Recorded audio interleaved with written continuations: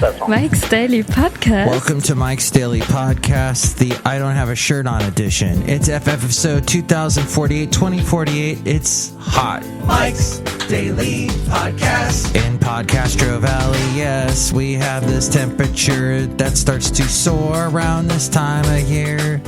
And I wish I wore less clothes, so I'm not wearing many here at Podcastro Valley's Cafe anyway. What can I say? It's nice to just let the air blow my way and cool me down. Mike's Daily Podcast.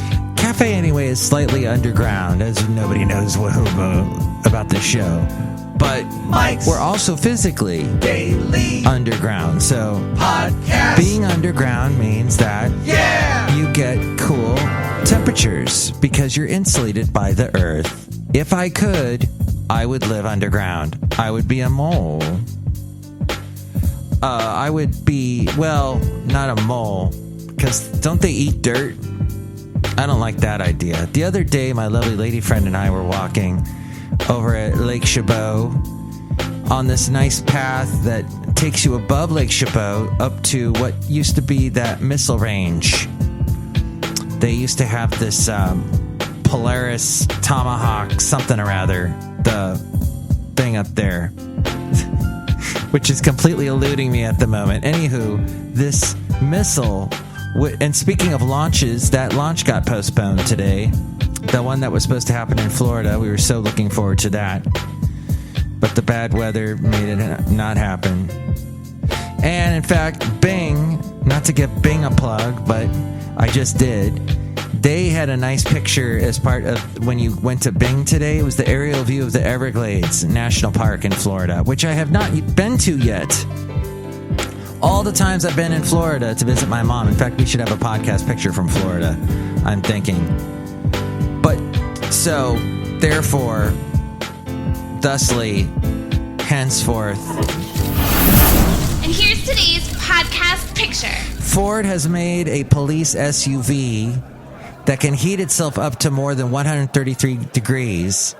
And the concept is it will kill the coronavirus. And this is in police cars for Ohio State and police departments. Worked with Ohio State and police. Oh, I don't know if it's just the Ohio State police departments, but Ohio State worked on it. Using the idea that if you heat the car up a certain amount of temperature degrees up, it will kill the coronavirus for 15 minutes. Basil's skeptical. But he has a right to be. Some people will think nothing can kill the coronavirus. Here's an interesting thought, as at some point I will circle back to... you're right, Basil, I hate that expression. At some point I will get back to the whole reason why I brought up moles digging holes. But yes, there are some people that believe this whole coronavirus thing got blown way out of proportion. And we ended up hurting and killing our economy and making it like it was 2008, 2009 again. The coronavirus did it. And if we had been a little bit less freaked out and had it a little bit more together, everything would have been fine. That, I know, totally ignores the fact that people did get sick and are still getting sick and are still dying from this thing. And we do need to take precautions. And you can feel any way you want about it, but here's the deal. This is going to happen again in the future. It may not be coronavirus. It may be something completely different. We live in a world where we have done so many crazy things, dealt with so much, we knew this was going to happen at some point. We made movies about it, for crying out loud. We made Doctor Who episodes about it. The one where Peter Capaldi, he plays the doctor, and there's this pyramid that lands, and there are these weird zombie aliens that, because the BBC said, we want to get in the zombie game too. And they said that something is going to happen bad on the earth and we can prevent it, but because you won't do this, we're not going to stop it. And that's what ends up happening is a virus gets out.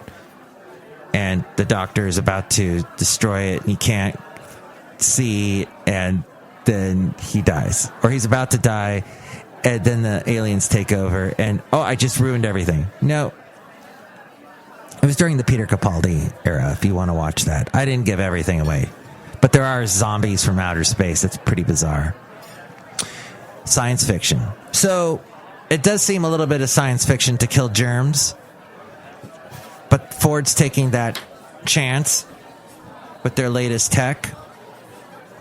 Okay, so back to this interesting thing. We're walking along near Lake Chabot, and there is a little mole sticking his head out of the ground. And my lovely lady friend had never seen that before. And I said, thankfully, Basil the Boxer's not here, because he would have probably bitten that poor guy's head off. He has murdered moles before. Murdered gophers. He's a murderer. But as he is not walking, he was not involved in any sort of murder or crime. But he is relaxing now in this temperature where it's warm. When will it end? Hey, but spring. So summer officially is not here yet. We still got a couple more weeks, right? Isn't it June 21st or 22nd? The summer solstice, where in Santa Barbara they have a big old crazy parade. And I don't think that's going to be happening this year, though, sadly. But back to, so the podcast picture today is of something in Florida. I'll pull that, because that was a recent trip that I made. Well, a trip that I made on this date. When was that? 6 years ago? I will find that out. 5 years ago. That's when I went to Florida to see my mom. But I've seen her more recently than that. As we go outside a cafe anyway, where we bring you Mike's Daily Podcast somewhere in Podcastro Valley, where it's quite warm. So spring is a perfect time for walks. It's still spring. If you can get out there and socially distance yourself and that whole thing. Because I don't necessarily agree with wearing masks, because you can't smell anything. And then you think you got the coronavirus, because that's one of the symptoms. You can't smell anything or taste anything. But let's say you can smell things, and you smell the sweet smells of blossoming flowers. Spring can also mark the onset of seasonal allergies. And that was bugging people like crazy, because they wanted to avoid the coronavirus, so they were staying home. And I guess you could avoid allergies if you just stayed home, but they were getting it anyway. If it's not one thing, it's another. Hay fever, or seasonal allergic rhinitis is what it's called. Spring, summer, and early fall tend to be the worst times of the year for hay fever, due to sensitivity to tree pollen. Yes, it goes right through early fall. Tree pollen, grasses or weeds, airborne mold spores. Some people experience allergic rhinitis year-round, while others have it only occasionally due to sensitivity to house dust mites. Let's not even talk about house dust mites. Animal dander. Cockroaches? Cockroaches cause you to sneeze. Yikes. They cause me to get the raid. Mold spores or hidden food allergies. According to the 2018 National Health Interview Survey, over 19 million people in the U.S. over the age of 18 were diagnosed with hay fever the previous year. That adds up to like 7.3% of the population.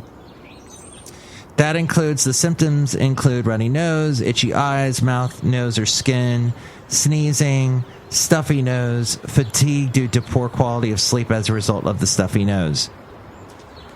You can prevent this from happening by reducing your exposure, which that's been easy for us lately, because that's what we've been doing, is staying indoors, which is what they say you should do.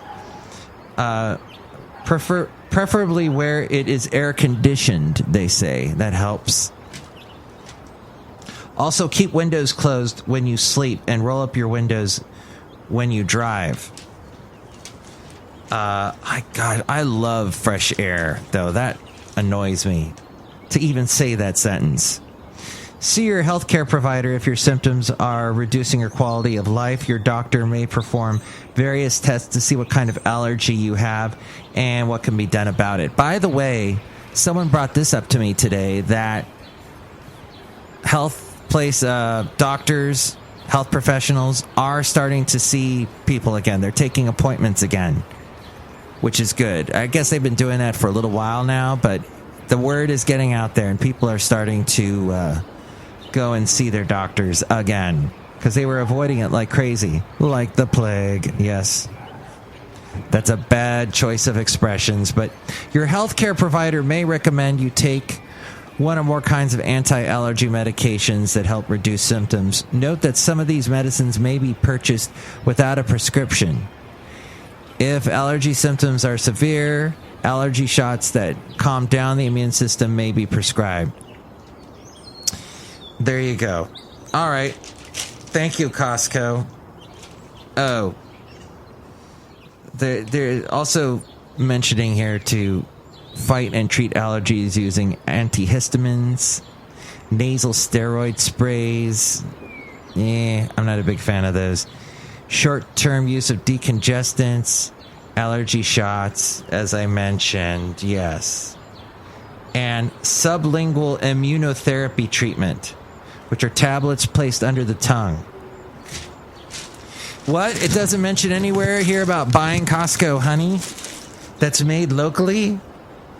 I always heard that's something. If you eat honey that is made by local bees, you can fight allergies that way.